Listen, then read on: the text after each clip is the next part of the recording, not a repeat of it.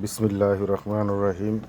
আমি গত ভিডিওতে আপনাদেরকে বলছিলাম যে নিও কিপা থেকে কিভাবে বিটলে পরিণত হবে সেটা পরবর্তীতে দেখাবো।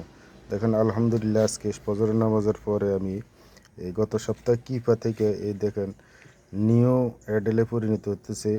এই যে কিছু ব্রাউন কালার আছে, কিছু সাদা আছে, কিছু কালো আছে। কালোটা আজকে 2 দিন, ব্রাউন কালারটা গতদিন, এই যে আধা ঘন্টা আগে সাদাটা উঠছে।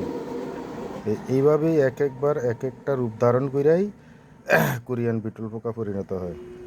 তো অনেকের প্রশ্ন জাগে, এক একটা ভিডিও দিলে বলে এটা কোথায় থেকে হয়েছে, কিভাবে হয়েছে, লার্ভাটা লম্বা, বিটলটা গোল, কিভাবে হয়েছে, অনেকে বুঝতে পারে না।